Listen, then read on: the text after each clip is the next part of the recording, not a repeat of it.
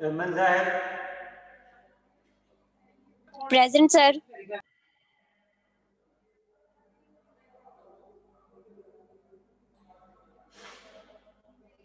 Ali Mohammad, present sir. Arsalan Kashi, present sir. Ayesha Akhtar, present sir. Ayesha Kaneeza, Ayesha Kaneeza, present present sir. Ayesha Naveed, Ayesha Naveed, Faiza इरशाद,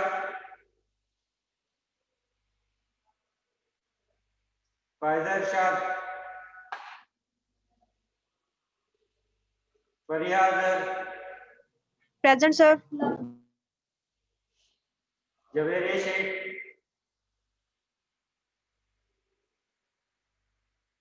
Javeria Sheikh, Kinza Bakhtawar, Kinza Bakhtawar,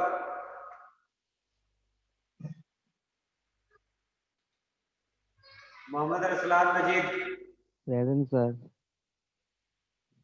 Nimra Afzal, present sir.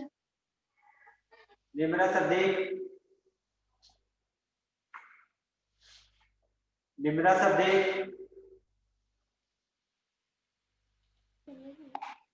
Nimra Shahid, present sir. Noorul Aham, present. Rizwanullah Khan, present sir. Saima Rubab, present sir. Sana Ghaffar, Sana Ghaffar, present sir. Seerat Rani, present sir. Shaleeza Naeem, present sir. Syeda Sumaiya, present sir. Tauseef Ahmad,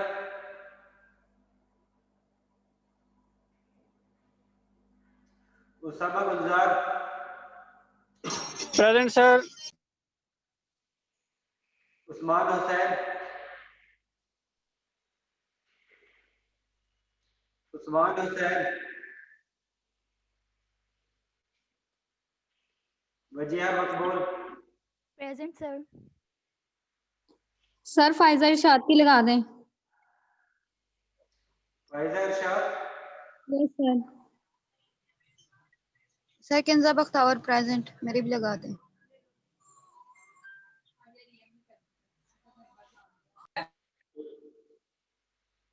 कोई और student है section का जो अभी बाद में enrol हुआ हो?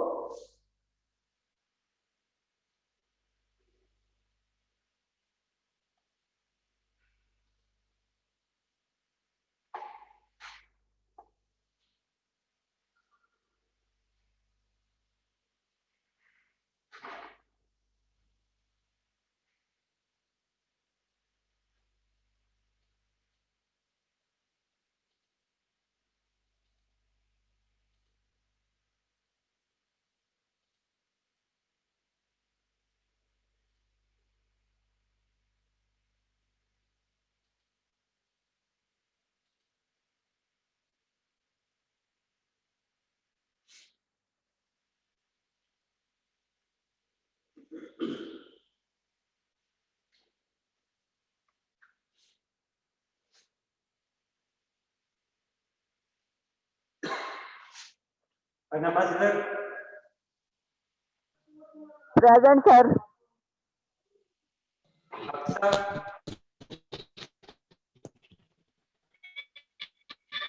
Present sir. Atiqur Rahman,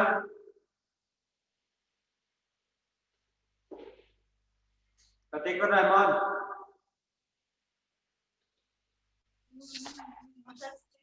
Ayesha Arshad, present sir. Bisma Tanveer, Bisma Tanveer, Mahnoor Bhat, Mahnoor Bhat, Maryam Zarif, Yes, sir. Mohammad Shahid,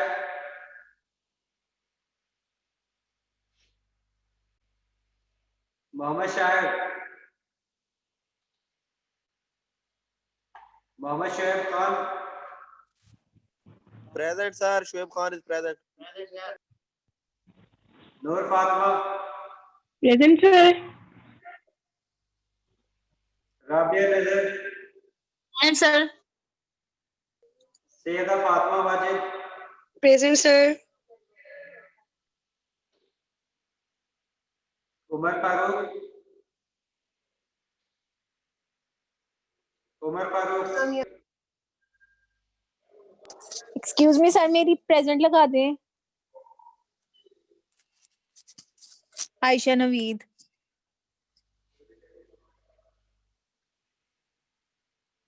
002, Excuse me, sir. Mahnoor, but present. रहा है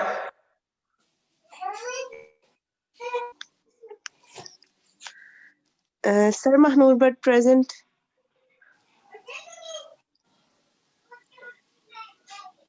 जोहा Yasin, sir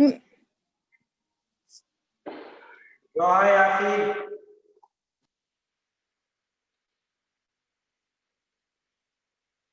Atiqur Rahman, Bisma Tanveer, Present, sir. Mohammad Shahid, Umar Farooq, जोहा यासीन,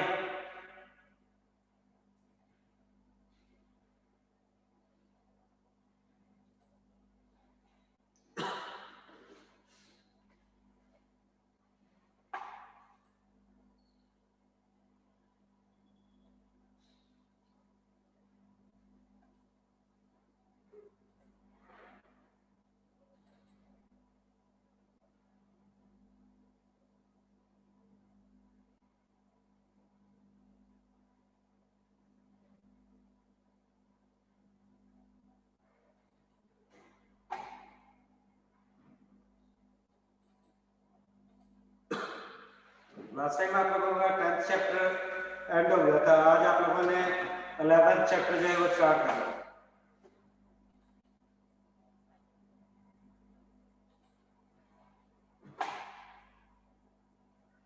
आशा कभी बाद में लास्ट में हो गया दोबारा से।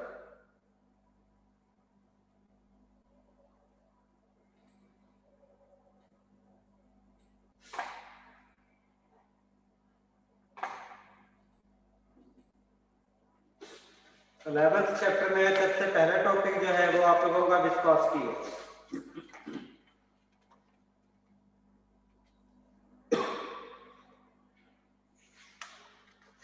सबसे पहले विस्कोसिटी होती क्या है और विस्कोसिटी से आप लोगों को पता क्या चलता है, क्या इंफॉर्मेशन मिलती है। आप लोगों ने ये तो देखा है डिफरेंट गैसेस या लिक्विड्स के दरमियान फोर्स ऑफ इंटरेक्शन मौजूद होती है।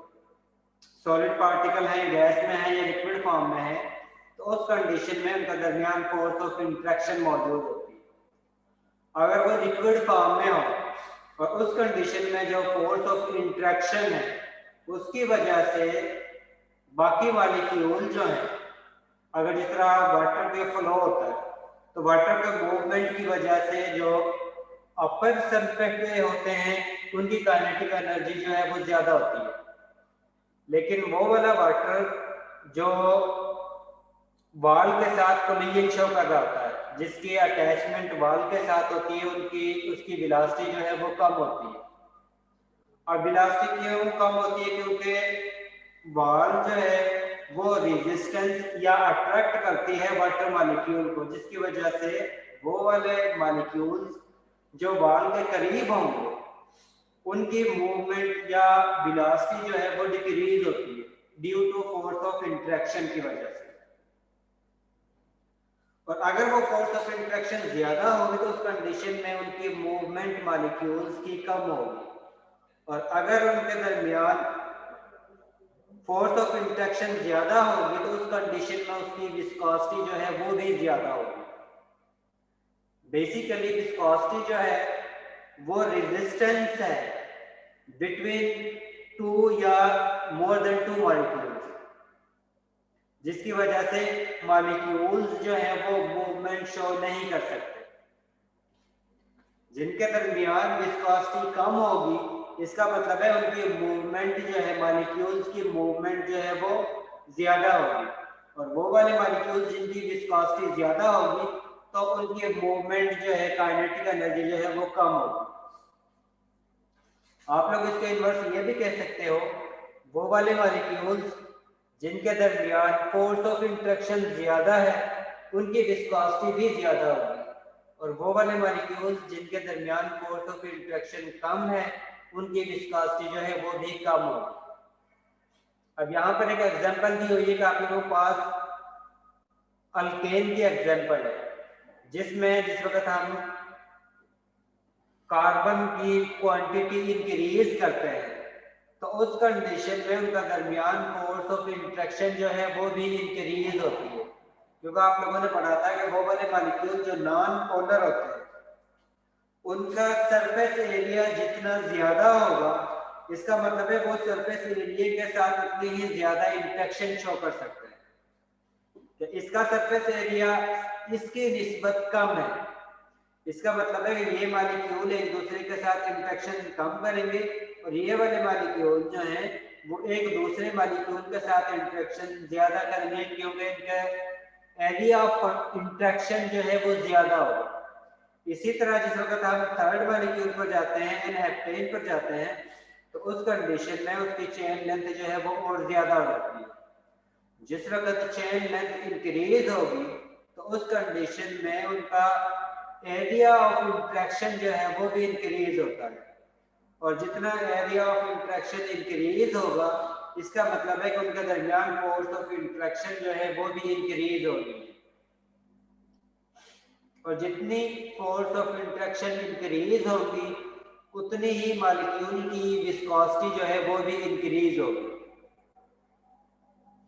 इसका मतलब है कि वो वाले मॉलिक्यूल जिनकी विस्कोसिटी ज्यादा होगी उनको हम आसानी से वेपर फॉर्म में कन्वर्ट नहीं कर सकते, और वो वाले मॉलिक्यूल जिनकी विस्कोसिटी कम होगी उनको हम आसानी से वेपर फॉर्म में कन्वर्ट कर सकते हैं। अब जिस वक्त हम चेक करते हैं कि आप लोगों के पास N-पेंटेन है, N-हेक्सेन है, N-हेप्टेन है, N-ऑक्टेन है और N-नोनेन है, यानी कि ये सारे मॉलिक्यूल जो हैं वो स्ट्रेट चेन है, तो उस कंडीशन में इनकी विस्कोसिटी जो है, जिस तरह आप लोगों के पास एक मिथाइलिक ग्रुप इंक्रीज होता जाता है उसी रेशो के साथ इन मॉलिक्यूल की विस्कोसिटी जो है वो भी कंटिन्यूअसली इंक्रीज हो रही है, जो इंडिकेट कर रही है कि जिस वक्त आप लोगों के पास चेन लेंथ इंक्रीज होती है, हाइड्रोकार्बन की चेन लेंथ इंक्रीज होगी तो उस कंडीशन में इनका एरिया ऑफ इंटरेक्शन जो है, जिसके जरिए एक दूसरे के साथ मॉलिक्यूल इंटरेक्ट करते हैं, वो इंक्रीज हो जाता है, और जितना एरिया ऑफ इंटरेक्शन इंक्रीज होगा इसका मतलब है कि उनके दरमियान फोर्स ऑफ इंटरेक्शन जो है वो ज्यादा जनरेट होगी, और जितनी फोर्स ऑफ इंटरेक्शन ज्यादा होगी तो उसकी वजह से मॉलिक्यूल इतनी आसानी के साथ मूव नहीं कर सकते, उनकी काइनेटिक एनर्जी जो है वो कम होगी, और जिस वक्त काइनेटिक एनर्जी कम होगी इसका मतलब है कि उनकी वेलोसिटी कम है, और जिन मॉलिक्यूल की वेलोसिटी कम होगी इसका मतलब है कि उनकी विस्कोसिटी जो है वो ज्यादा है। इसी तरह अगर हम N-पेंटेन की बात करते हैं तो उनकी विस्कोसिटी जो है वो 0.250 cp है।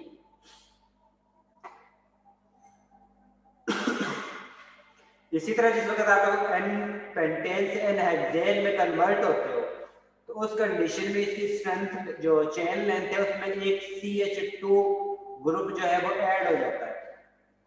इसका मतलब है कि आप लोगों ने एक कार्बन और 2 हाइड्रोजन मजीद ऐड किए, और वो भी एक स्ट्रेट चेन के अंदर ही ऐड किए। अगर आप लोग इनको ब्रांच चेन में कन्वर्ट करते हो तो उस कंडीशन में इनका एरिया ऑफ इंटरेक्शन जो है वो डिक्रीज होता है। लेकिन जिस वक्त आपके पास मॉलिक्यूल स्ट्रेट चेन में होता है तो उस कंडीशन में इनके दरमियान फोर्स ऑफ इंटरेक्शन जो है वो ज्यादा होगा, और जिस वक्त फोर्स ऑफ इंटरेक्शन ज्यादा होंगे तो उस कंडीशन में इनकी विस्कोसिटी जो है वो भी ज्यादा होगी। अब यहाँ पर जो एग्जांपल दी हुई है ये उन मॉलिक्यूल्स के लिए है जो आप लोगों के पास नॉन पोलर कंपाउंड जो है। अगर इसी तरह अगर आप लोगों के पास ऐसे कंपाउंड है, ये तो सिंपल ये है कि आप लोगों के पास डिफरेंस सिर्फ CH2 ग्रुप का आता है। कुछ ऐसे भी कंपाउंड हैं जिनके दरमियान डिफरेंट एटम का डिफरेंस होता है, उसकी वजह से उनके दरमियान उनकी विस्कोसिटी जो है वो डिफरेंट होती है। जिसमें अगर आप लोग बात करते हैं तो आप लोगों के पास एक कंपाउंड जो है वो N-पेंटेन है और दूसरे कंपाउंड आप लोगों के पास मेथानॉल है, तो उस कंडीशन में विस्कोसिटी N-पेंटेन और एथानॉल में से किसकी ज्यादा होगी? तो इसके लिए आप लोगों ने सबसे पहले ये चेक करना है कि किस मॉलिक्यूल के दरमियान फोर्स ऑफ इंटरेक्शन जो है वो ज्यादा है। अब N-पेंटेन के दरमियान जो N-पेंटेन के मॉलिक्यूल हैं इनके दरमियान फोर्स ऑफ इंटरेक्शन जो है वो जस्ट वैन डर वाल इंटरेक्शन है, इसके अलावा कोई और इंटरेक्शन मौजूद नहीं है। लेकिन जिस वक्त हम एथानॉल की बात करते हैं तो उसके अंदर वैन डर वाल इंटरेक्शन भी होती है और इसके साथ हाइड्रोजन बॉन्डिंग भी होती है।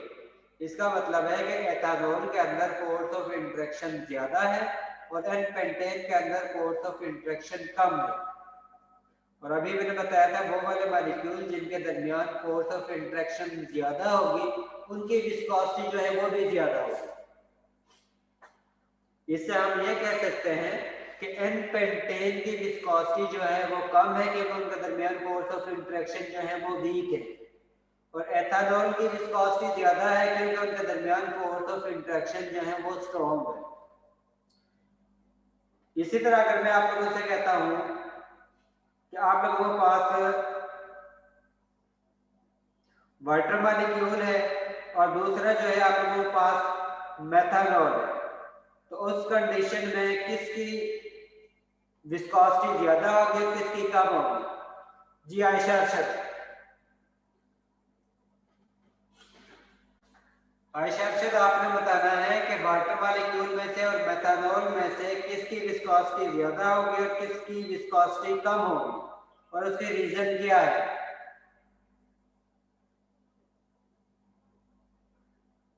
आयशा अरशद, ये याद रखना ड्यूरिंग लेक्चर जो है जो इसका भी माइक ऑफ होगा, यानी कि मैं आवाज दे रहा हूँ वो बोलता नहीं है तो मैंने उसको एब्सेंट ही काउंट करना है।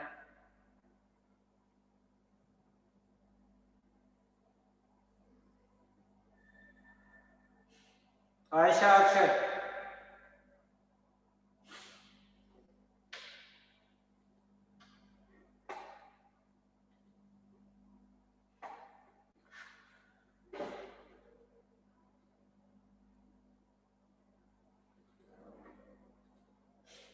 आयशा अरशद आप इस क्लास में एब्सेंट है।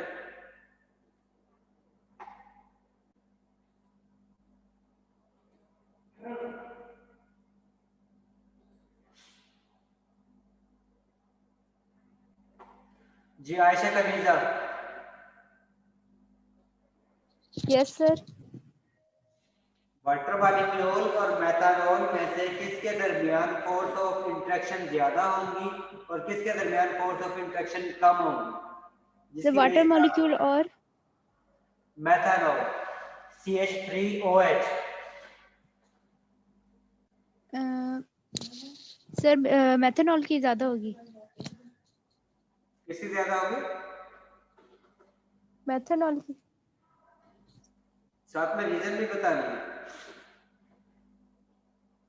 सर उसमें कार्बन है, कार्बन के साथ चेन है, एक वो CH3 का बॉन्ड आ गया। क्योंकि मैंने आप लोगों से मिड में या फाइनल में या क्विज़ में इसी तरह के क्वेश्चन पूछने हैं। सर पहले तो हमें फोर्सेस का ही नहीं पता कि इनके दरमियान फोर्स होती कौन सी है। चले सुन ले, वो वाले फोर्स जिनमें आप लोगों के पास मॉलिक्यूल नॉन पोलर होता है, जिस तरह हाइड्रोकार्बन है। अब ये वाले जो स्ट्रक्चर है आप लोगों के पास ये नॉन पोलर होते हैं, इनके दरमियान सिर्फ फोर्स ऑफ इंटरेक्शन जो है वो वन डी वाल फोर्स ऑफ इंटरेक्शन होती है, जिनको हम लंडन डिस्पर्शन फोर्सेस भी कहते हैं। इसके बाद दूसरी टाइप आती है डाइपोल डाइपोल इंटरेक्शन।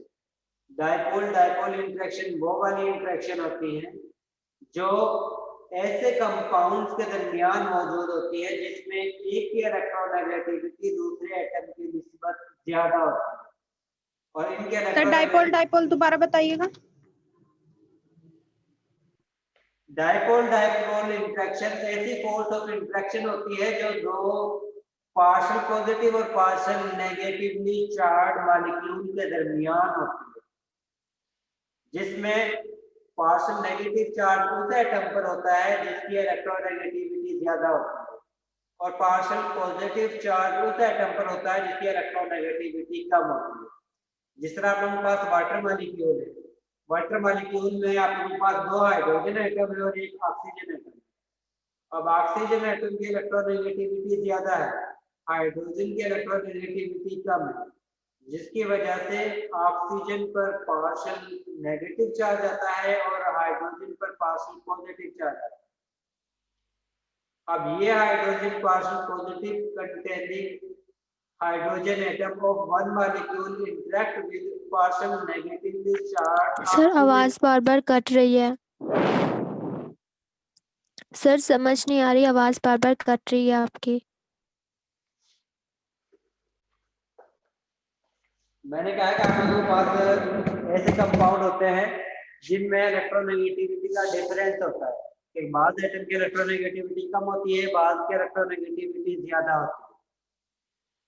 वो वाले मॉलिक्यूल जिन में ये इलेक्ट्रोनेगेटिविटी का डिफरेंस 0.4 से ग्रेटर होता है, उनको हम कहते हैं कि इनमें डाइपोल मौजूद है, यानी कि पार्शियल पॉजिटिव चार्ज और पार्शियल नेगेटिव चार्ज स्पीशी मौजूद है, और उनकी वजह से इनके दरमियान फोर्स ऑफ इंटरेक्शन होती है जिसको हम कहते हैं इलेक्ट्रोस्टैटिक फोर्स। जिस तरह वाटर मॉलिक्यूल है, वाटर मॉलिक्यूल में एक ऑक्सीजन एटम है और दूसरा जो है वो हाइड्रोजन एटम है। अब ऑक्सीजन की इलेक्ट्रोनेगेटिविटी ज्यादा है, हाइड्रोजन की इलेक्ट्रोनेगेटिविटी कम है, जिसकी वजह से इलेक्ट्रॉनिक क्लाउड ज्यादा ऑक्सीजन की तरफ होगा, और इसी वजह से हम ऑक्सीजन पर पार्शियल नेगेटिव चार्ज लिखते हैं और हाइड्रोजन पर पार्शियल पॉजिटिव चार्ज। अब ये हाइड्रोजन जिस पर पार्शियल पॉजिटिव चार्ज है वो दूसरे वाटर के मॉलिक्यूल को जिसमें ऑक्सीजन पर पार्शियल नेगेटिव चार्ज है उसको अपनी तरफ अट्रैक्ट करता है। तो इस तरह के इंटरेक्शन को जिसमें अपने पास partial positive containing one species interact करती है दूसरे मॉलिक्यूल के partial negative charge containing species को, और इस वजह से जो इनके दरमियान फोर्स ऑफ इंटरेक्शन होती है इसको हम कहते हैं डाइपोल डाइपोल इंटरेक्शन। इसके बाद नेक्स्ट टाइप है हाइड्रोजन बॉन्डिंग। हाइड्रोजन बॉन्डिंग होती है अगर आप लोगों के पास हाइड्रोजन जो है डायरेक्टली अटैच हो मोर इलेक्ट्रोनेगेटिव एटम जिसमें ऑक्सीजन आता है, नाइट्रोजन आता है, फ्लोरीन आता है, तो उस कंडीशन में यह हाइड्रोजन किसी और मॉलिक्यूल के फ्लोरीन या ऑक्सीजन या नाइट्रोजन के साथ इंटरेक्शन शो करता है, तो इस इंटरेक्शन को हम कहते हैं हाइड्रोजन बॉन्डिंग। और हाइड्रोजन बॉन्डिंग इन बाकी टाइप्स में सबसे ज्यादा स्ट्रॉन्ग इंटरेक्शन होती है।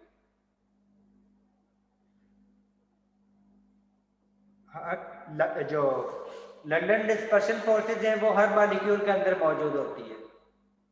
डाइपोल डाइपोल इंटरेक्शन सिर्फ उन मॉलिक्यूल के अंदर होती है जिनमें आप लोगों के पास पार्शियल पॉजिटिव चार्ज और पार्शियल नेगेटिव चार्ज स्पीशी हो। और हाइड्रोजन बॉन्डिंग सिर्फ उन मॉलिक्यूल में मौजूद होती है जिनमें हाइड्रोजन डायरेक्टली या तो फ्लोरीन के साथ अटैच हो, या ऑक्सीजन के साथ अटैच हो, या नाइट्रोजन के साथ अटैच हो। इनके अलावा अगर किसी और एटम के साथ अटैच होता है तो उस कंडीशन में वो हाइड्रोजन बॉन्डिंग शो नहीं करेगा। अब ये जो आप लोगों के पास एग्जांपल है जिसमें N pentane, N hexane, N heptane, N octane और एन नोनेन, इनमें जस्ट वैन डर वाल इंटरेक्शन है जिनको हम लंदन डिस्पर्शन फोर्सेस कहते हैं। और इन सभी में सिर्फ लंदन डिस्पर्शन फोर्सेस ही मौजूद है। और लंदन डिस्पर्शन फोर्सेस या वैन डर वाल फोर्स ऑफ इंटरेक्शन जो है वो डिपेंड करती है कि आप लोगों के पास चेन लेंथ कितनी बड़ी है। जितनी चेन लेंथ ज्यादा होगी इसका मतलब है उनके दरमियान फोर्स ऑफ इंटरेक्शन भी ज्यादा होगी, और जितनी चेन लेंथ कम होगी इसका मतलब है उनके दरमियान फोर्स ऑफ इंटरेक्शन कम होगी।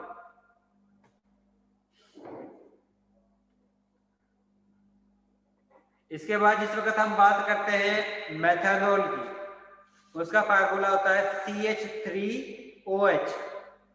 तो उस कंडीशन में आप लोगों के पास हाइड्रोजन बॉन्डिंग भी मौजूद होती है मेथनॉल में, इसके साथ डाइपोल डाइपोल इंटरेक्शन भी मौजूद होती है, और इसका साथ वैन डर वाल इंटरेक्शन भी मौजूद होती है। सर डाइपोल डाइपोल कैसे होती है? आप लोगों के पास हाइड्रोजन जो है ऑक्सीजन जो है उस पर पार्शियल नेगेटिव चार्ज होता है, हाइड्रोजन पर पार्शियल पॉजिटिव चार्ज होता है। अब पार्शियल पॉजिटिव चार्ज स्पीशी जो है पार्शियल नेगेटिव चार्ज स्पीशी को इंटरेक्ट करती है, और हर मॉलिक्यूल जिसमें पार्शियल पॉजिटिव चार्ज भी हो और पार्शियल नेगेटिव चार्ज भी हो, और उन पार्शियल नेगेटिव और पॉजिटिव चार्ज की वजह से जिस वक्त वो एक दूसरे को इंटरेक्ट करते हैं उनको हम कहते हैं कि डाइपोल डाइपोल इंटरेक्शन मौजूद है। सर वंडरवाल कैसे है? सॉरी, वंडरवाल फोर्सेस कैसे हैं इसमें मेथनॉल में? वंडरवाल फोर्सेस तो हर मॉलिक्यूल के दरमियान मौजूद होगी, यानी कि हर मॉलिक्यूल दूसरे मॉलिक्यूल को अपनी तरफ अट्रैक्ट करता है। उस फोर्स को हम कहते हैं वंडरवाल फोर्स, और वो वंडरवाल फोर्सेस जो है वो बहुत ही वीक होती है। जिस तरह आप लोग ये स्टडी करते हो ना कि आप लोग जमीन पर खड़े हो तो इसका मतलब है जमीन जो है आप लोग जमीन को अपनी तरफ अट्रैक्ट करते हो और जमीन आप लोगों को अपनी तरफ अट्रैक्ट करती है। इसी वजह से जमीन गोल होने की वजह से भी आप लोग गिरते नहीं हो। अब जिसका मैस ज्यादा होता है वो ज्यादा फोर्स के साथ अपनी तरफ अट्रैक्ट करता है, और जिसका मैस कम होता है वो कम फोर्स के साथ अपनी तरफ अट्रैक्ट करता है। इसी तरह मॉलिक्यूल जो है वो बहुत ही स्मॉल साइज में होते हैं, इसका मतलब है वो भी दूसरे मॉलिक्यूल को अपनी तरफ अट्रैक्ट करते हैं, लेकिन उनकी फोर्स ऑफ इंटरेक्शन जो है वो बहुत ही वीक होती है क्योंकि उनका साइज जो है वो बहुत ही स्मॉल है। इसी वजह से हर मॉलिक्यूल के दरमियान वैन डर वाल फोर्स ऑफ इंटरेक्शन जो है वो मौजूद होगी। इसके अलावा डाइपोल डाइपोल इंटरेक्शन और हाइड्रोजन बॉन्डिंग को आप लोगों ने देखना है। तो जिनके दरमियान डाइपोल डाइपोल इंटरेक्शन और वैन डर वाल फोर्सेस हो, इसका मतलब है वो या उनकी विस्कोसिटी जो है उनसे ज्यादा होगी जिनके दरमियान वैन डर वाल इंटरेक्शन, और वो वाले मॉलिक्यूल जिनमें हाइड्रोजन बॉन्डिंग भी हो, डाइपोल डाइपोल इंटरेक्शन भी हो और इसके साथ वैन डर वाल इंटरेक्शन भी हो, तो उनके दरमियान फोर्स ऑफ इंटरेक्शन ज्यादा होगी उसकी निस्बत जिनके दरमियान सिर्फ डाइपोल डाइपोल इंटरेक्शन हो और इसके साथ वैन डर वाल इंटरेक्शन हो। इसलिए आप लोगों ने सबसे पहले ये चेक करना है कि जो आप लोगों के पास स्ट्रक्चर गिवन है उसमें से किनके दरमियान फोर्स ऑफ इंटरेक्शन कौन सी है, डाइपोल डाइपोल इंटरेक्शन है या हाइड्रोजन बॉन्डिंग है या वैन डर वाल इंटरेक्शन है, और उसकी बेस पर आप लोगों ने बताना है कि इसके दरमियान फोर्स ऑफ इंटरेक्शन ज्यादा है, इसी वजह से इनके दरमियान विस्कोसिटी जो है वो भी ज्यादा है। एक्सक्यूज मी सर, दरमियान फोर्स ऑफ इंटरेक्शन कम होगी, उनके दरमियान विस्कोसिटी जो है वो भी कम होगी। Excuse me sir. जी सर ये London dispersion forces show van der Waals ये एक ही मॉलिक्यूल में एक ही टाइम पे कैसे एग्जिस्ट करते हैं? सॉरी, सर ये जितनी भी फोर्सेस आपने बताई जैसे कि लंदन डिस्पर्जन हो गया, वंडरवाल फोर्सेस हो गए, हाइड्रोजन बॉन्डिंग, ये एक ही मॉलिक्यूल में एक ही टाइम पे कैसे एग्जिस्ट करते हैं? एक मॉलिक्यूल में नहीं होती, एक मॉलिक्यूल के दूसरे मॉलिक्यूल के साथ होती है। कभी भी इंटरमॉलिक्यूलर फोर्सेस जो है वो एक ही मॉलिक्यूल के अंदर नहीं चेक करते।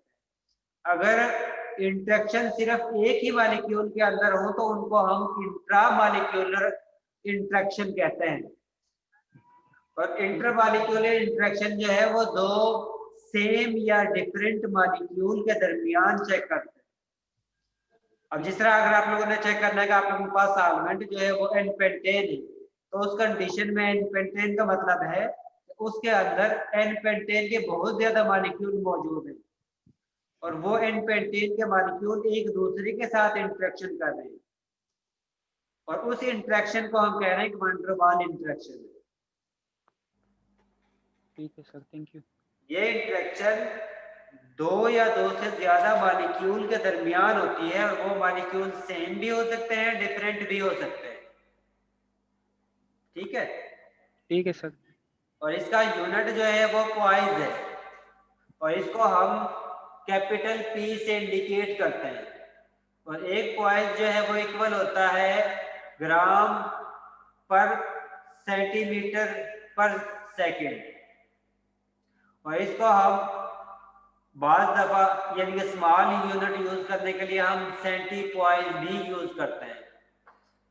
सी जो है वो सेंटी के लिए और कैपिटल पी जो है वो पॉइज के लिए।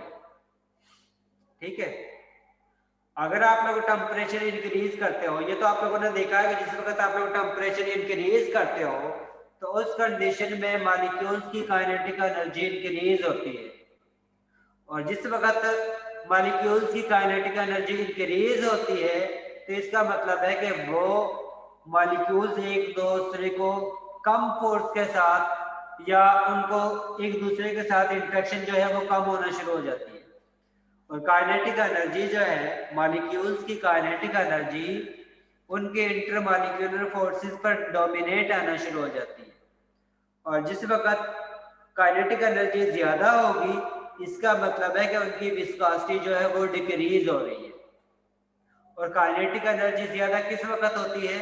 जिस वक्त हम टेम्परेचर को इंक्रीज करते हैं और जिस वक्त टेम्परेचर को इंक्रीज करेंगे उस कंडीशन में मॉलिक्यूल की काइनेटिक एनर्जी इंक्रीज होगी और जिस वक्त काइनेटिक एनर्जी इंक्रीज होगी तो उस कंडीशन में मॉलिक्यूल की विस्कोसिटी जो है वो वीक होगी क्योंकि उनके दरमियान फोर्स ऑफ इंटरेक्शन जो है वो वीक होना शुरू हो जाती है। इस चीज की समझ आ गई है? इसके बाद यहाँ पर ग्राफ ड्रा किया हुआ है क्या जिस वक्त आप लोग टेम्परेचर को इंक्रीज करते हो यहाँ पर आप लोगों के पास टेम्परेचर जो है वो अलोंग एक्स एक्सिस है और विस्कोसिटी जो है वो आप लोगों के पास अलोंग वाई एक्सिस है।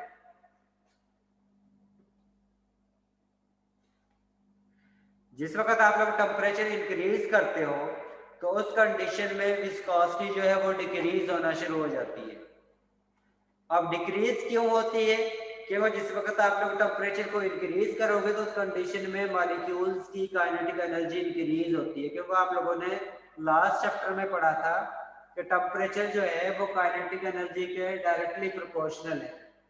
क्या जितना टेम्परेचर इंक्रीज करते हो उतनी ही मॉलिक्यूल की काइनेटिक एनर्जी जो है वो इंक्रीज होती है और जितना सर उनकी इंटरमॉलिक्यूलर फोर्सेस जो है वो डिक्रीज हो जाती हैं।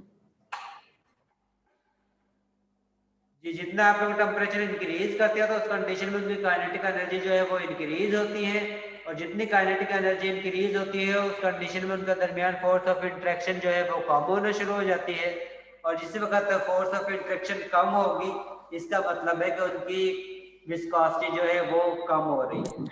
कम होगी सर, इनवर्स रिलेशन है।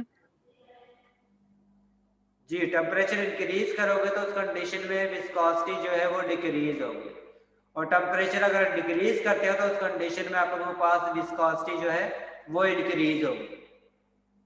ठीक है, टेम्परेचर का विस्कोसिटी के साथ इनवर्स रिलेशन है और काइनेटिक एनर्जी का विस्कोसिटी के साथ इनवर्स रिलेशन है। इसी तरह आप इंटरमॉलिक्यूलर फोर्सेस का विस्कोसिटी के साथ डायरेक्ट रिलेशन है और इंटरमॉलिक्यूलर फोर्सेस का टेम्परेचर के साथ इनवर्स रिलेशन है। ठीक है, यस जहां सर। तक अगर कोई पॉइंट क्लियर ना हुआ हो तो आप लोग पूछ सकते हो। सर वेपर प्रेशर के साथ भी इनवर्स रिलेशन होगा विस्कोसिटी का? किसके साथ? विस्कोसिटी का वेपर प्रेशर के साथ इनवर्स रिलेशन होगा? जी, टेम्परेचर का विस्कोसिटी के साथ इनवर्स रिलेशन है। Sir vapour pressure? Vapour pressure के साथ भी विस्कोसिटी का जो है वो इनवर्स नहीं। आप लोगों के पास वेपर प्रेशर ये कि आप लोगों के पास मॉलिक्यूल जो है वेपर फॉर्म में कन्वर्ट होंगे और उनकी काइनेटिक एनर्जी ज्यादा होगी तो उनका ये वेपर प्रेशर ज्यादा होगा। और विस्कोसिटी Yes. का और वेपर प्रेशर का भी इनवर्स रिलेशन है कि जिस वक्त Yes, sir. विस्कोसिटी इंक्रीज होगी तो वेपर प्रेशर जो है वो डिक्रीज होगा। इसके बाद नेक्स्ट है सरफेस टेंशन।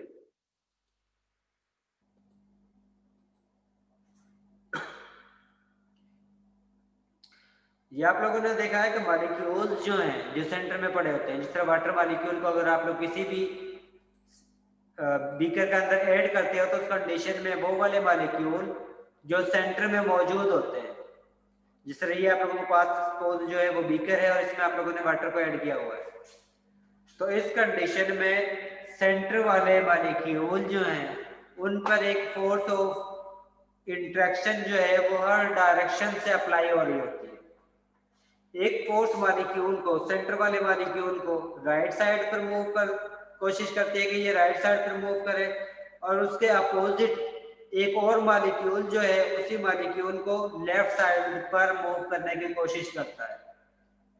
इसी तरह अपवर्ड जो मॉलिक्यूल है वो मॉलिक्यूल को सेंटर वाले मॉलिक्यूल को ऊपर की तरफ अट्रैक्ट करने की कोशिश करते हैं और इसके इक्वल एंड अपोजिट डायरेक्शन में नीचे वाले मॉलिक्यूल सेंटर वाले मॉलिक्यूल को अपनी तरफ अट्रैक्ट कर रहे होते हैं, जिसकी वजह से ओवरऑल इंटरेक्शन जो है वो मॉलिक्यूल पर जीरो होती है। ये उनकी मैं बात कर रहा हूँ जो मॉलिक्यूल सेंटर में मौजूद होते हैं, लेकिन कुछ ऐसे मॉलिक्यूल होते हैं जो सरफेस के ऊपर मौजूद होते हैं और वो वाले मॉलिक्यूल जो सरफेस के ऊपर मौजूद होते हैं उनमें एक राइट साइड पर फोर्स ऑफ इंटरेक्शन हो रही होती है, एक लेफ्ट साइड पर फोर्स ऑफ इंटरेक्शन मौजूद होती है। राइट साइड वाली फोर्स ऑफ इंटरेक्शन जो है वो लेफ्ट वाली फोर्स ऑफ इंटरेक्शन को कैंसिल कर देती है, लेकिन मॉलिक्यूल में जस्ट एक और फोर्स है जिसकी वजह से मॉलिक्यूल्स जो है उसमें डाउनवर्ड फोर्स ऑफ इंटरेक्शन जो है वो रूल प्ले करती है, क्योंकि उसके इक्वल डायरेक्शन में अपवर्ड डायरेक्शन में कोई भी मॉलिक्यूल नहीं है, जिसकी वजह से अपवर्ड डायरेक्शन में मॉलिक्यूल वो वाले मॉलिक्यूल जो सरफेस के ऊपर मौजूद होते हैं अब उनमें एक टेंशन जो है वो जनरेट हो जाती है।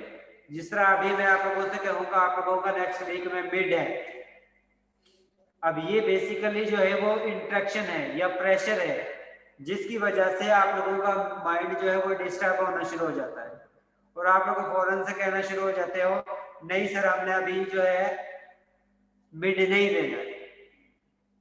ठीक है, इसी तरह मॉलिक्यूल्स जिनमें इक्वल फोर्स ना हो, जिनके दरमियान फोर्स ऑफ इंटरेक्शन जो है अपोजिट डायरेक्शन में इक्वल फोर्स एक्ट ना करती हो, तो उन कंडीशन में मॉलिक्यूल्स के दरमियान टेंशन जो है वो जनरेट होना शुरू हो जाती है और इसको हम कहते हैं सरफेस टेंशन, क्योंकि ये टेंशन जो है उन मॉलिक्यूल्स के दरमियान में होती है जो सरफेस के ऊपर मौजूद होते हैं और जो सरफेस से नीचे मॉलिक्यूल होते हैं उनमें ये टेंशन नहीं होती है। इसी वजह से उनके दरमियान, क्योंकि उनके दरमियान फोर्स ऑफ इंटरेक्शन जो है जितनी राइट साइड से एक्ट कर रही होती है उसके अपोजिट डायरेक्शन में लेफ्ट साइड पर भी उतनी ही फोर्स ऑफ इंटरेक्शन जो है वो एक्ट कर रही होती है। जिसकी वजह से मालिक्यूल पर overall net force of attraction जो है वो जीरो होती है। लेकिन वो मालिक्यूल जो सरफेस के ऊपर मौजूद होते हैं उन पर नेट फोर्स मौजूद नहीं होती है, नेट फोर्स जो है वो जीरो के इक्वल नहीं होती है, और उसी वजह से उनकी सरफेस पर जो है वो टेंशन जो है वो शुरू हो जाती है, जिसकी वजह से हम ये कहते हैं कि उनके दरमियान, जिस तरह ये आप लोगों के पास स्ट्रक्चर में नजर आ रहा है कि ये आप लोगों के पास मालिक्यूल सेंटर में मौजूद है। अब इस कंडीशन में ये वाला मालिक्यूल भी है, इस डायरेक्शन में ये भी मालिक्यूल है, ये भी है, ये भी है, ये भी है, ये भी है, कि जो मालिक्यूल सेंटर में होते हैं उनका हर डायरेक्शन से मालिक्यूल ने सराउंडिंग की होती है, और हर मालिक्यूल की कोशिश होती है कि उसको अपनी तरफ अट्रैक्ट करे। ठीक है, अब जिस तरह ये मालिक्यूल इसको अपनी तरफ अट्रैक्ट कर रहा है, इसके इक्वल फोर्स जो है ये मालिक्यूल इस पर अप्लाई कर रहा है, लेकिन ये इस मालिक्यूल को इस डायरेक्शन में यानी कि राइट साइड पर मूव करवाने की कोशिश कर रहा है, और ये मालिक्यूल जो है इस मालिक्यूल को लेफ्ट डायरेक्शन में मूव करवाने की कोशिश कर रहा है। अब इन दोनों की फोर्स ऑफ इंटरेक्शन जो है वो इक्वल है। इक्वल होने की वजह से ये एक दूसरे के अफेक्ट को कैंसिल कर देती है। इसी तरह ये वाला मालिक्यूल जो इसको अपर लेवल पर मूव करने की कोशिश करता है, इसके इक्वल एंड अपोजिट डायरेक्शन में ये वाला मालिक्यूल इसको अपनी तरफ अट्रैक्ट करता है, जिसकी वजह से ये दोनों मालिक्यूल जो हैं एक दूसरे के अफेक्ट को कैंसिल कर देते हैं। इसी तरह ये वाले मालिक्यूल जो हैं वो एक दूसरे के अफेक्ट को कैंसिल कर देती हैं, जिसकी वजह से इस मालिक्यूल पर ओवरऑल या नेट इंटरेक्शन जो है वो जीरो के इक्वल हो जाती है। लेकिन वो वाले मालिक्यूल जो सरफेस के ऊपर मौजूद होते हैं, अब ये वाले मालिक्यूल जो राइट साइड पर मालिक्यूल इसको अपनी तरफ अट्रैक्ट कर रहे होते हैं, उसके इक्वल एंड अपोजिट डायरेक्शन में लेफ्ट साइड पर मालिक्यूल जो इसको अट्रैक्ट कर रहे होते हैं, जिसकी वजह से इन दोनों का इफेक्ट जो है वो खत्म हो जाता है।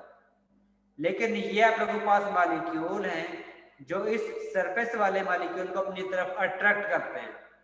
अब इनके अफेक्ट को कैंसिल करने के लिए अपर लेवल पर कोई भी मालिक्यूल मौजूद नहीं है।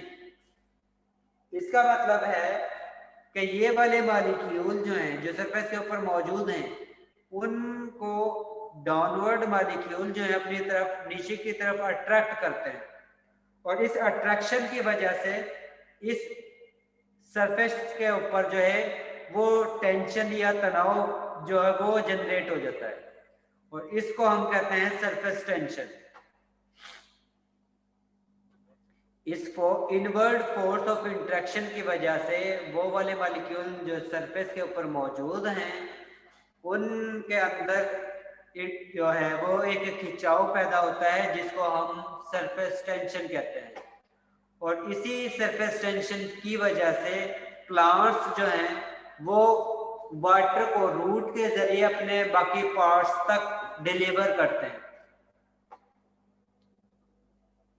क्योंकि वाटर मॉलिक्यूल जिस साइड पर आप लोगों के पास सरफेस एरिया ज्यादा होगा, दूसरी साइड पर अगर आप लोगों के पास सरफेस एरिया कम होगा, तो उस कंडीशन में वाटर ने उस डायरेक्शन में मूव करना होता है जिस डायरेक्शन में सरफेस एरिया कम होता है।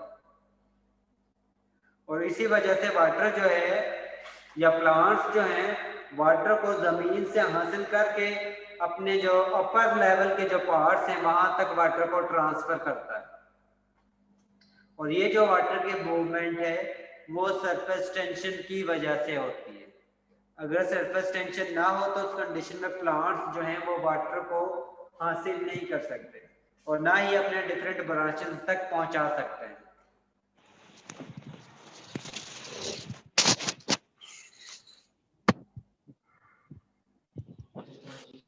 इसका मतलब है कि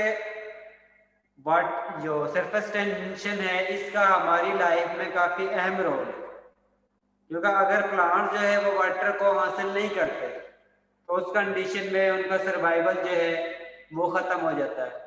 और जिस वक्त उनका सर्वाइवल खत्म होगा तो इसका मतलब है कि हम ऑक्सीजन, क्योंकि प्लांट जो है वो हमें ऑक्सीजन प्रोवाइड करते हैं, और अगर प्लांट की जो है ग्रोथ खत्म हो जाती है, प्लांट की क्वांटिटी खत्म होती है, प्लांट जो है वो खत्म होता है तो उस कंडीशन में इंसान ह्यूमन बीइंग का भी सरवाइव जो है वो खत्म हो जाता है।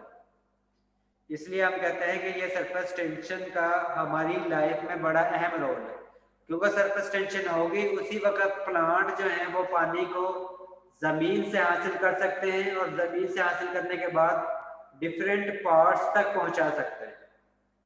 अगर सरफेस टेंशन नहीं होती है तो उस कंडीशन में पानी को वो हासिल नहीं कर सकते और ना ही पानी को डिफरेंट पार्ट्स तक वो पहुंचा सकते हैं। और जिस वक्त पानी जो है वो प्लांट के डिफरेंट पार्ट तक नहीं पहुंचता, उस कंडीशन में आप जो प्लांट जो है उसकी ग्रोथ जो है वो रुक जाती है। क्योंकि आप लोगों के पास, आप लोग मुझे ये बताएं फोटोसिंथेसिस का रिएक्शन जो है,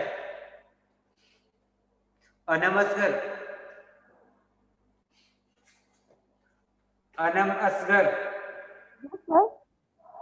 ये फोटोसिंथेसिस का रिएक्शन किस तरह होता है? सनलाइट की मौजूदगी में। किसके दरमियान होता है, किन मॉलिक्यूल के दरमियान रिएक्शन होता है? सर ये ऑक्सीजन के मॉलिक्यूल्स के दरमियान है,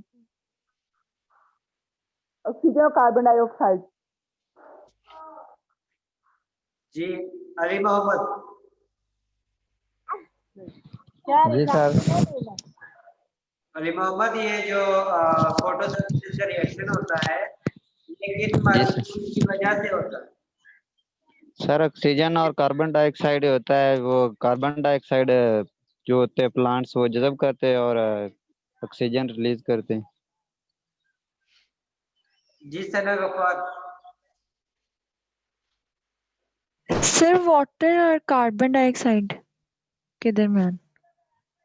क्योंकि आप लोगों के पास प्लांट्स जो हैं वो रूट के जरिए पानी को हासिल करते हैं और पानी जो है सरफेस टेंशन की वजह से जमीन से डिफरेंट पार्ट्स तक, प्लांट के डिफरेंट पार्ट्स तक पहुंचता है और इसके साथ इन्वायरमेंट से प्लांट जो है कार्बन डाइऑक्साइड गैस को जज़ब करता है।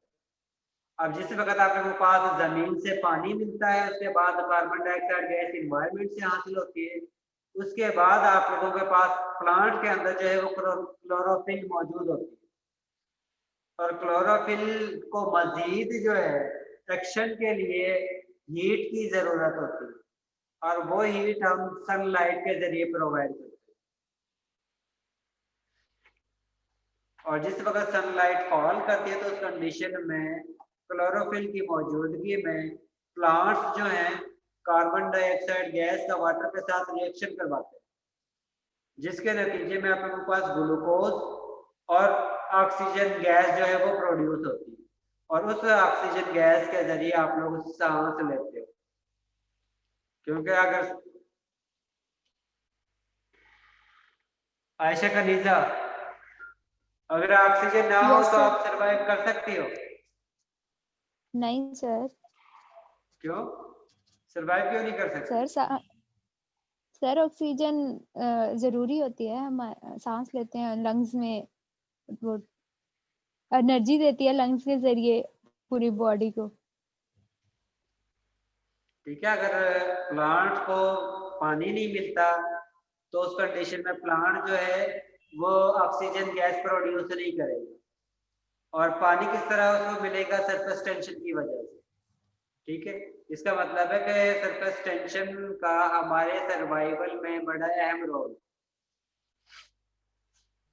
अब सर और different- ब्रेन में भी ऑक्सीजन की जरूरत होती है, किसके लिए? हमारे ब्रेन को और ब्लड को, ब्लड सर्कुलेशन में। जी जी बिल्कुल ठीक। अब डिफरेंट फैक्टर हैं जिनकी वजह से सरफेस टेंशन कम या ज्यादा हो सकती है। अब आप लोगों ने ये भी देखा है कि सरफेस टेंशन बेसिकली जो है वो फोर्स ऑफ इंटरेक्शन। अगर हम फोर्स ऑफ इंटरेक्शन को खत्म करते हैं तो उस कंडीशन में सरफेस टेंशन जो है वो भी कम होना शुरू हो जाता है और जितनी फोर्स ऑफ इंटरेक्शन ज्यादा होगी उतने ही सरफेस टेंशन भी ज्यादा होगी। और सर आप लोग फोर्स ऑफ इंटरेक्शन को किस तरह डिक्रीज कर सकते हो? आप लोग जिस वक्त टेम्परेचर को इंक्रीज करते हो तो उस कंडीशन में आप लोगों ने देखा है कि मॉलिक्यूल की काइनेटिक एनर्जी जो है वो इंक्रीज होती है, और जिस वक्त मॉलिक्यूल की काइनेटिक एनर्जी इंक्रीज होती है तो उस कंडीशन में उनका दरमियान फोर्स ऑफ इंटरेक्शन जो है वो डिक्रीज होती है, और जिस वक्त फोर्स ऑफ इंटरेक्शन डिक्रीज होगी उसके साथ ही सरफेस टेंशन भी डिक्रीज होगी। ठीक है, इसी तरह अगर आप लोग टेम्परेचर को लो करते हो तो उस कंडीशन में सरफेस टेंशन जो है वो इंक्रीज होगी। सरफेस टेंशन का काइनेटिक एनर्जी के साथ इनवर्स रिलेशन है, सरफेस टेंशन का टेम्परेचर के साथ भी इनवर्स रिलेशन है, सरफेस टेंशन का इंटरमॉलिक्यूलर फोर्सेस के साथ डायरेक्ट रिलेशन, और सरफेस टेंशन का विस्कोसिटी के साथ भी डायरेक्ट रिलेशन, और सरफेस टेंशन का वेपर प्रेशर के साथ क्या रिलेशन है, इनवर्स है या डायरेक्ट है? जी अनमस्लर, अनमस्लर,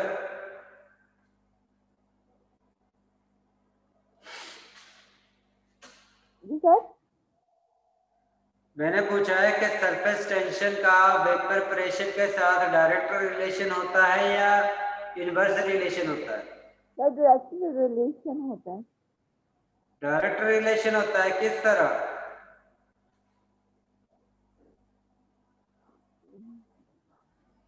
और सरफेस टेंशन ज्यादा होने का मतलब है कि उनका दरमियान फोर्स ऑफ इंटरेक्शन ज्यादा है, और जिस वक्त फोर्स ऑफ इंटरेक्शन ज्यादा होंगी तो वो आसानी से वेपर फॉर्म में कन्वर्ट नहीं होंगी, और जिस वक्त वो आसानी से वेपर फॉर्म में कन्वर्ट नहीं होंगी इसका मतलब है कि वो कोलिजन नहीं करेंगी, और जिस वक्त वो कोलिजन शो नहीं करेंगे तो इसका मतलब है वो प्रेशर जनरेट नहीं करेंगे।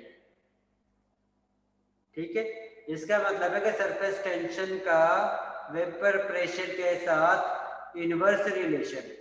अगर सरफेस टेंशन ज्यादा है तो इसका मतलब है कि वेपर प्रेशर कम है, और अगर सरफेस टेंशन कम है तो इसका मतलब है कि वेपर प्रेशर जो है वो ज्यादा है।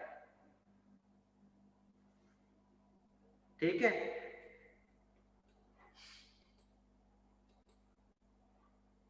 यहां तक समझ आ गया आप लोगों को? सर सरफेस टेंशन का काइनेटिक एनर्जी के साथ इनवर्स रिलेशन? सरफेस टेंशन का किसके साथ? काइनेटिक एनर्जी जी, काइनेटिक एनर्जी के साथ इनवर्स रिलेशन, और विस्कोसिटी के साथ डायरेक्ट। विस्कोसिटी के साथ डायरेक्ट।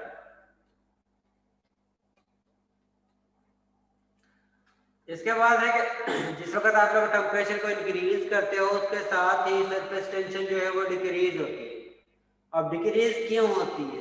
जिस वक्त आप लोग मॉलिक्यूल्स को टेम्परेचर प्रोवाइड करते हो तो उस कंडीशन में मॉलिक्यूल्स की काइनेटिक एनर्जी या वेलोसिटी जो है वो इंक्रीज होती है, और जिस वक्त मॉलिक्यूल्स की वेलोसिटी ज्यादा होगी इसका मतलब है उनकी काइनेटिक एनर्जी ज्यादा होगी, और जिस वक्त मॉलिक्यूल्स की काइनेटिक एनर्जी ज्यादा होगी तो इसका मतलब है उनके दरमियान फोर्स ऑफ इंटरेक्शन जो है वो डिक्रीज होना शुरू हो जाती है, और जिस वक्त फोर्स ऑफ इंटरेक्शन डिक्रीज होती है इसका मतलब है कि सरफेस टेंशन भी डिक्रीज हो रही है। तो इससे हम ये कह सकते हैं कि सरफेस टेंशन का टेम्परेचर के साथ इनवर्स रिलेशन है, जिस रेशियो से टेम्परेचर इंक्रीज होगा उसी रेशियो के साथ सरफेस टेंशन जो है वो डिक्रीज होगी, और अगर आप लोग टेम्परेचर को डिक्रीज करते हो तो उस कंडीशन में सरफेस टेंशन जो है वो इंक्रीज होगा। सर विस्कोसिटी और सरफेस टेंशन का डायरेक्ट रिलेशन है? जी, सरफेस टेंशन और विस्कोसिटी का डायरेक्ट रिलेशन है, क्योंकि ये दोनों ही इंटरमॉलिक्यूलर फोर्सेस पर डिपेंड करती हैं। अगर इंटरमॉलिक्यूलर फोर्सेस ज्यादा है इसका मतलब है विस्कोसिटी भी ज्यादा है, अगर इंटरमॉलिक्यूलर फोर्सेस ज्यादा है तो इसका मतलब है कि सरफेस टेंशन भी ज्यादा है। अब दोनों ही इंटरमॉलिक्यूलर फोर्सेस के डायरेक्टली रिलेशन है, इसी वजह से हम कह सकते हैं कि सरफेस टेंशन जो है उसका विस्कोसिटी के साथ डायरेक्ट रिलेशन है। ठीक है जी सर।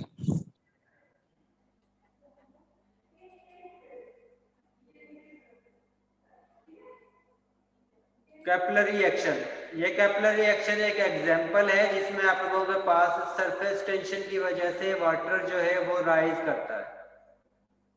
इसमें आप लोग एक बड़ा बीकर या कोई ऐसा यानी कि इंस्ट्रूमेंट लेते हो जिसमें आप लोगों के पास वाटर जो है या कोई भी लिक्विड मटेरियल जो है वो ज्यादा अमाउंट में मौजूद होता है, और दूसरी साइड पर आप लोगों के पास कैपिलरी ट्यूब जो है उसका यानी कि बहुत ही स्मॉल सरफेस एरिया होता है। अब इस वजह से मॉलिक्यूल आप लोगों ने देखा है कि जो है जो सरफेस के ऊपर मौजूद होते हैं उनको इनर मॉलिक्यूल अपनी तरफ अट्रैक्ट कर रहे होते हैं। जिस वक्त वो मॉलिक्यूल सरफेस से मॉलिक्यूल को अपनी तरफ अट्रैक्ट करते हैं तो उस कंडीशन में ये लिक्विड मटेरियल जो है इन कैपिलरी ट्यूब के अंदर मूव करना शुरू कर देता है, क्योंकि इधर से मॉलिक्यूल यहाँ पर सरफेस है, इधर से inward force of interaction act कर रही है और उस इनवर्ड फोर्स ऑफ इंट्रैक्शन की वजह से ये लिक्विड मटेरियल जो है इसमें राइज करना शुरू कर देता है। तो इस वजह से हम कह सकते हैं कैपिलरी राइज मेथड जो है बिल्कुल सेम इस तरह का है जिस तरह वाटर पानी को जज़ब करता है जमीन से और उसके बाद डिफरेंट पार्ट्स तक उस वाटर को ट्रांसफर करता है। कैपिलरी राइज मेथड जो है बिल्कुल सेम इस जैसा है जिस तरह प्लांट्स जो है जमीन से पानी को जज़ब करते हैं, उसके बाद अपर लेवल पर डिफरेंट पार्ट्स तक उस वाटर को पहुंचाते हैं। इसी तरह कैपिलरी राइज में भी वाटर जो है नीचे से ऊपर की तरफ मूव कर रहा होता है। अब कोई इसके रीजन बता सकता है? आप लोगों के पास इस वक्त लिक्विड जो है किसी भी ये कैपिलरी राइज में जिस वक्त आप लोगों के पास लिक्विड राइज करता है, राइज करने के बाद आप लोगों के पास दो तरह की मिनिस्कस बनती है। एक को आप लोग कहते हो अपर मिनिस्कस और एक को आप लोग कहते हो लोअर मिनिस्कस।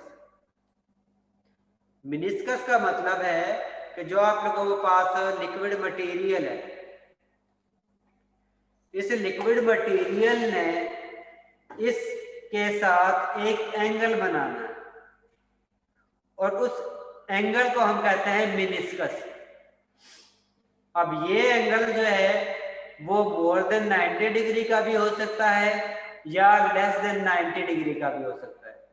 इस वॉल के साथ एक लाइन इस डायरेक्शन में, दूसरी जो है वो इस डायरेक्शन में होगी, तो उस कंडीशन में इनके दरमियान एंगल जो है वो 90 डिग्री का होगा। अगर ये 90 डिग्री से नीचे की तरफ जाता है या अबव साइड पर जाता है तो उस कंडीशन में ये एंगल बनाता है और इस एंगल को ही हम कहते हैं कि ये मिनिस्कस जो है वो शो कर रहा है। और ये मिनिस्कस जो है वो अपर लेवल की भी हो सकती है, लोअर लेवल की भी हो सकती है। अब ये जो आप लोगों के पास शो हो रही है, अब इसमें सेंटर से लिक्विड जो है लोअर लेवल है और वॉल की दीवार के साथ इसका लेवल जो है वो अप है। इसी तरह दूसरी स्ट्रक्चर जो आप लोगों के पास नजर आ रही है उसमें सेंटर से लिक्विड जो है वो हाई है लेकिन साइड से उसका लेवल जो है वो डाउन है। और जब भी हम ग्रेजुएटेड सिलेंडर या ऐसे लिक्विड का वॉल्यूम मेजर करते हैं तो उस कंडीशन में अगर आप लोगों के पास ये लोअर मेनिस्कस बनती है तो उस कंडीशन में आप लोगों ने इस लोअर मेनिस्कस को मेजर करना है। सेंटर वाली पोजीशन से आप लोगों ने वॉल्यूम को मेजर करना होता है। तो यहाँ पर आप लोगों के पास जो है ये वाली सेंटर वाली पोजीशन है और इसके लेवल से जितना वॉल्यूम बनेगा उसको आप लोगों ने नोट करना है। और यहाँ पर आप लोगों के पास ये वाली सेंटर पोजीशन है और इसके लेवल से जो भी आप लोगों के पास वॉल्यूम की वैल्यू हासिल होती है उसको आप लोगों ने नोट करना होता है। अब ये मिनिस्कस बनती क्यों है? क्योंकि आप लोगों के पास बेसिकली दो तरह की फोर्स ऑफ इंट्रैक्शन होती है। एक वो वाली फोर्स ऑफ इंट्रैक्शन जो लिक्विड के मॉलिक्यूल के दरमियान में होती है और दूसरी टाइप की फोर्स ऑफ इंट्रैक्शन वो वाली है जो लिक्विड मटेरियल की ये जो आपके पास कैपिलरी ट्यूब है या जो गिलास है इसकी वॉल के साथ जो इंट्रैक्शन है वो वाली फोर्स ऑफ इंट्रैक्शन जो सेम मॉलिक्यूल के दरमियान है जिसको हम लिक्विड मॉलिक्यूल के दरमियान भी कह सकते हैं, यहाँ पर उसको हम कहते हैं कोहेसिव फोर्सेस। और एडहेसिव फोर्सेस ऐसी फोर्सेस होती हैं जो डिफरेंट मॉलिक्यूल के दरमियान में होती है, जिस तरह यहाँ पर लिक्विड के मॉलिक्यूल और यह जो आपके पास गिलास है इसके मॉलिक्यूल के दरमियान जो फोर्स ऑफ इंट्रैक्शन होगी उसको हम कहते हैं एडहेसिव फोर्स। सर ये फोर्सेस का दोबारा बताइएगा। वो फोर्स ऑफ इंट्रैक्शन जो सेम मॉलिक्यूल के दरमियान में होती है, जिस तरह लिक्विड मॉलिक्यूल के दरमियान में जो फोर्स ऑफ इंट्रैक्शन है उनको हम कोहेसिव फोर्सेस कहते हैं। और वो वाली फोर्स ऑफ इंट्रैक्शन जो लिक्विड मॉलिक्यूल के दरमियान और गिलास की वॉल के दरमियान फोर्स ऑफ इंट्रैक्शन जो मौजूद है उसको हम कहते हैं एडहेसिव फोर्सेस।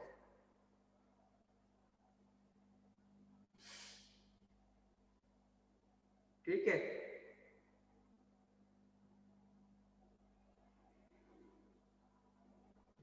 Yes sir. अगर आपके पास मॉलिक्यूल्स के दरमियान यानी कि लिक्विड मॉलिक्यूल्स के दरमियान फोर्स ऑफ इंट्रैक्शन ज्यादा होती है, यानी कि कोहेसिव फोर्सेस अगर ज्यादा होती है, कोहेसिव फोर्सेस का मतलब है कि लिक्विड के दरमियान फोर्स ऑफ इंट्रैक्शन ज्यादा होती है, तो उस कंडीशन में आप लोगों के पास इस तरह की शेप बनती है कि सेंटर से लो लेवल और साइड से जो है अपर लेवल।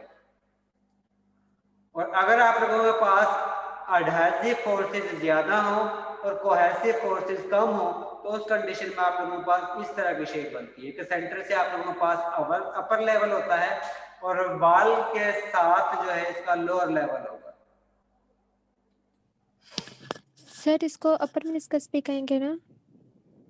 सॉरी, हाँ, इस अपर नीचे वाले को मेनिस्कस। अपर मेनिस्कस और ऊपर वाले को हम लोअर मेनिस्कस कहते हैं। सर फिर अपर मेनिस्कस में हम किस स्ट्रेट लाइन को कंसीडर करेंगे या अपर मेनिस्कस को ही? जैसे हम लोअर मेनिस्कस में लोअर मेनिस्कस को कंसीडर करते हैं रीडिंग्स के दरमियान, और तो अपर मेनिस्कस को इसमें आप लोगों ने अपर मेनिस्कस को जो है मेजर करना है, अपर लेवल को मेजर करना है, और इसके अंदर आप लोगों ने लोअर मेनिस्कस को मेजर करना है।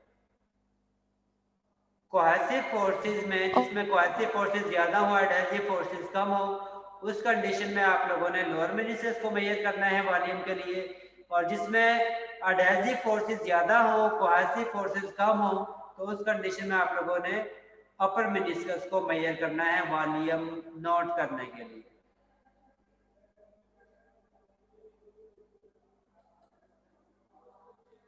इसके बाद नेक्स्ट टॉपिक है पेज चेंज, कि आप लोग एक फेज को दूसरे फेज में किस तरह कन्वर्ट करते हो।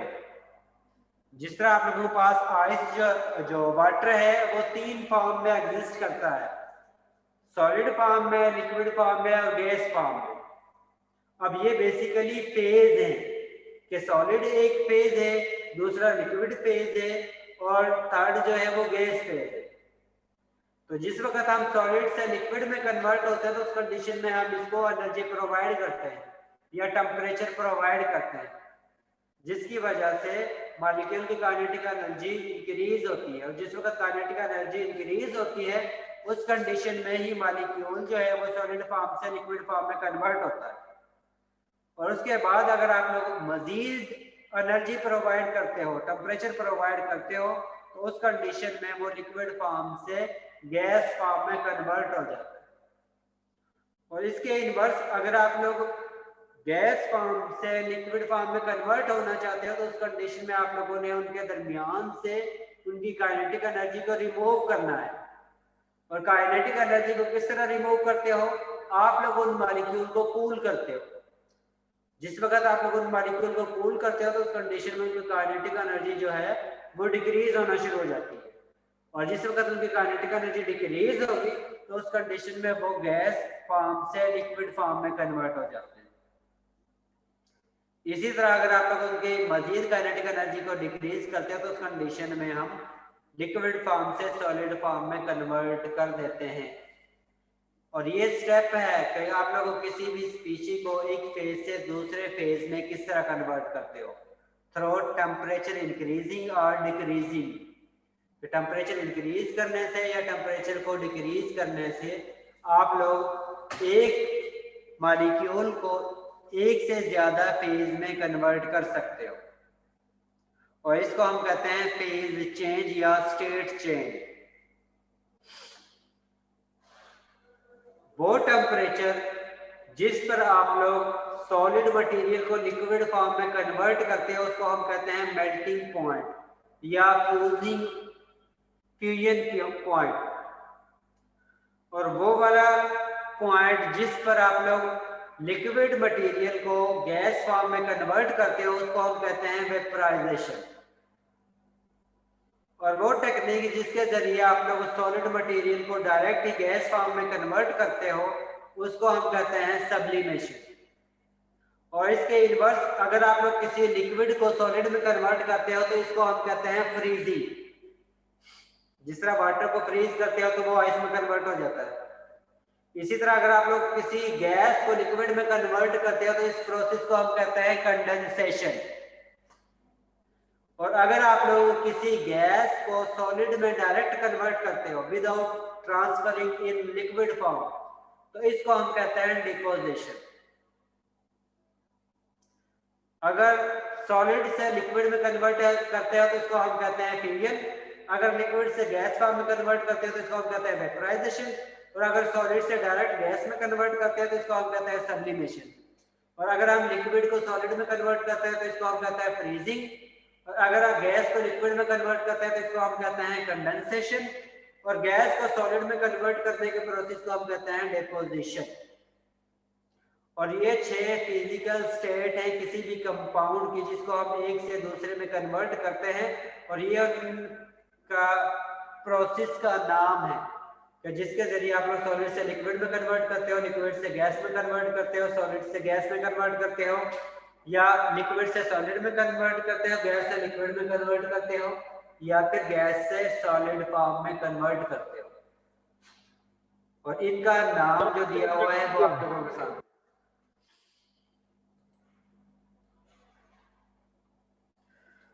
अब आप लोगों को ये तो पता है कि जिस वक्त आप लोगों ने गैस सॉलिड फॉर्म से लिक्विड फॉर्म में कन्वर्ट करना है तो उस कंडीशन में आप लोगों ने टेम्परेचर इंक्रीज करना है, यानी कि बेसिकली उसकी काइनेटिक एनर्जी जो है वो इंक्रीज करते हो।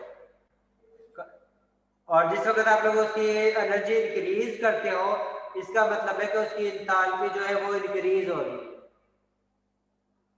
और जिनके दरमियान जिनकी काइनेटिक एनर्जी इंक्रीज होती है आप लोगों ने ये भी देखा है कि उनकी एंट्रोपी जो है, रैंडमनेस जो है वो भी इंक्रीज होता है। इसका मतलब है कि सब्लिमेशन के दौरान आप लोग इंथैल्पी चेंज जो है वो भी प्लस में होगी और एंट्रोपी चेंज जो है उसकी वैल्यू भी आप लोगों के पास प्लस में हासिल होगी। और जिस वक्त आप लोग गैस फॉर्म से डायरेक्ट लिक्विड सॉलिड फॉर्म में कन्वर्ट करते हो तो उस कंडीशन में एंथैल्पी जो है वो लेस देन 0 होगी और एंट्रोपी चेंज जो है वो भी लेस देन 0। इसी तरह वो वाले प्रोसेस जिसमें आप लोग एनर्जी प्रोवाइड करते हो उसमें एंथैल्पी और एंट्रोपी दोनों ही ग्रेटर देन 0 होंगी। और वो वाले प्रोसेस जिसमें आप लोग एनर्जी को कम करते हो यानी कि कूलिंग करते हो तो उस कंडीशन में एंथैल्पी चेंज और एंट्रोपी चेंज की वैल्यू लेस देन 0। सब्लिमेशन में एंथैल्पी चेंज और एंट्रोपी चेंज की वैल्यू जो है ग्रेटर देन 0 होगी। डिपोजिशन में आप लोगों के पास एंथैल्पी चेंज और एंट्रोपी चेंज की वैल्यू लेस देन 0 होगी। इसी तरह वेपराइजेशन में आप लोगों के पास एंथैल्पी चेंज और एंट्रोपी चेंज की वैल्यू ग्रेटर देन 0 होगी, लेकिन कंडेंसेशन में आप लोगों के पास एंथैल्पी चेंज और एंट्रोपी चेंज लेस देन 0 होगी। इसी तरह फ्यूजन में आप लोगों के पास एंथैल्पी चेंज और एंट्रोपी चेंज जो है वो ग्रेटर देन 0 होगी, लेकिन फ्रीजिंग में आप लोगों के पास लेस देन 0 होगी। इसका मतलब है कि जितना आप लोग टेम्परेचर इंक्रीज करते हो उस कंडीशन में उसकी एंथैल्पी भी जो है वो भी इंक्रीज होगी और उसके साथ जो है एंट्रोपी जो है वो भी इंक्रीज होगी। और जितना टेम्परेचर डिक्रीज करोगे उसके साथ उसकी एंथैल्पी जो है वो भी डिक्रीज होगी और उसकी एंट्रोपी जो है वो भी डिक्रीज होगी। और आज के लिए इतना ही काफी है।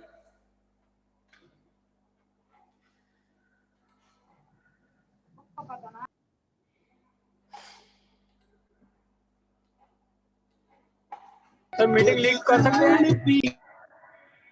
अतीकुर रहमान है? Present sir. Ayesha Arshad? Yes sir. Ayesha, उस वक्त तो आपकी आवाज ही नहीं निकल रही थी, क्यों Ayesha?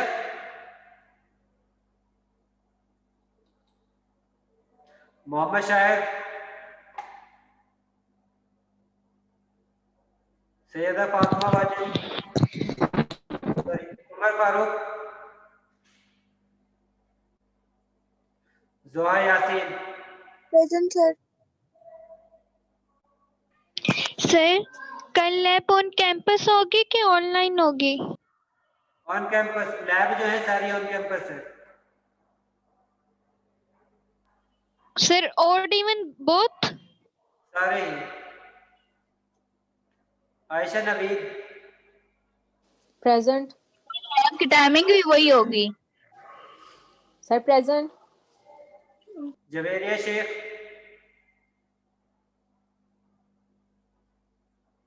Nimra Sadiq? Present, sir. Usman Hussain?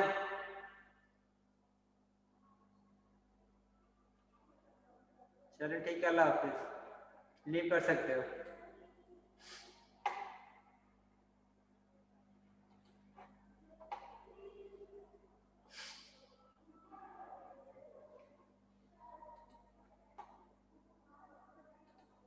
Sir कल लैब की टाइमिंग भी वही होगी? टाइमिंग भी वही है और ऑन कैंपस ही आप लोगों की लैब होगी।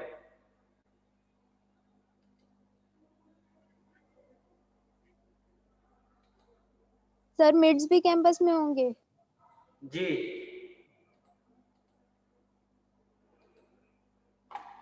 मिड भी ऑन कैंपस होंगे। ओके, अल्लाह हाफिज।